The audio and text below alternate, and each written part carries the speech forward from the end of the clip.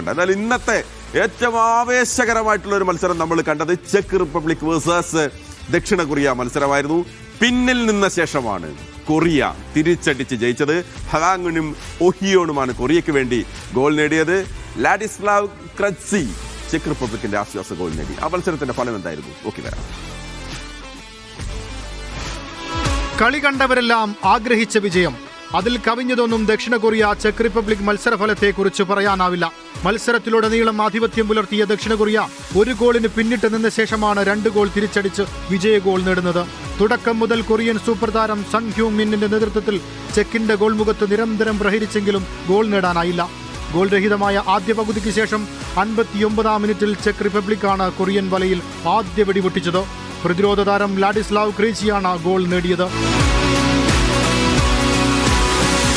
Goal വീണതോടെ കൂടുതൽ ഉണർന്നു കളിച്ച കൊറിയക്കായി കാത്തിരുന്ന ഗോളെത്തിയത് 66-ാം മിനിറ്റിലാണ്. ഹുവാം ബിയോമിലൂടെയാണ് സമനില ഗോൾ നേടുന്നത്. 80-ാം മിനിറ്റിൽ സ്ട്രൈക്കർ ഒഹിയോങ്ങും ഗോൾ നേടിയതോടെ കൊറിയ മുന്നിലെത്തി. കളി തീരാൻ നിമിഷങ്ങൾ മാത്രം ബാക്കി നിൽക്കെ കൊറിയൻ ഗോൾ കീപ്പറെ ചെക്കിന്റെ ഷൂട്ടർമാർ നിരന്തരം പരീക്ഷിച്ചെങ്കിലും ഫലം കണ്ടില്ല. 2 പതിറ്റാണ്ടിന് ശേഷം ലോകകപ്പിൽ പന്ത് തട്ടിയ ചെക്കിന് തോൽവി കൊണ്ട് തുടങ്ങേണ്ടി വന്നു. World cup desk media 1.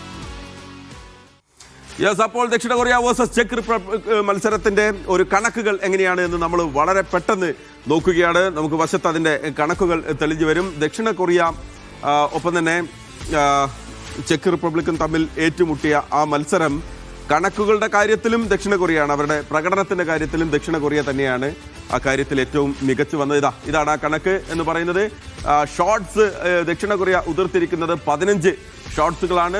Check റിപ്പബ്ലിക്കിന് 8 ഷോട്ടുകൾ മാത്രമാണ്. ഷോട്ട് ഓൺ ടാർഗറ്റ് പല ലക്ഷ്യമാക്കി തൊടുത്ത ഷോട്ടുകളുടെ എണ്ണം ദക്ഷിണ കൊറിയ 7 ആണെങ്കിൽ ചെക്ക് വന്നിട്ട് 4 ആണ്. ബോൾ പൊസിഷൻ നോക്കൂ, പന്തടക്കം 62% ദക്ഷിണ കൊറിയ ആണെങ്കിൽ കേവലം 38% മാത്രമാണ് ചെക്ക് റിപ്പബ്ലിക്ക്. യെല്ലോ കാർഡ് ഫൗളുകൾ ദക്ഷിണ കൊറിയ 9, ചെക്ക് റിപ്പബ്ലിക്ക് 16 ഫൗളുകൾ വെച്ചു എന്നുള്ളതാണ്. ഒരു യെല്ലോ കാർഡ് ദക്ഷിണ കൊറിയൻ താരത്തിന് ലഭിച്ചു. റെഡ് കാർഡുകളില്ല. ആദ്യ മത്സരത്തെ അപേക്ഷിച്ച് റെഡ് കാർഡുകളില്ല. ഓഫ് സൈഡുകൾ 2 ടീമും 2 വീതമാണ് വന്നിരുന്നത്. കോർണറുകളുടെ കാര്യത്തിൽ ചെക്ക് റിപ്പബ്ലിക്കാണ്. പക്ഷെ പന്തടക്കത്തിന് ആ കണക്ക് നോക്കൂ, അതാണ് ഈ മത്സരത്തിൽ ആധിപത്യം ആർക്ക് എന്നുള്ളത് വളരെ കൃത്യമായി വെളിവാക്കിയത്. എന്തായാലും കൊറിയ ആയിരുന്നു ജയിക്കേണ്ടത്. കളി കൊറിയ കൊണ്ടുപോയി.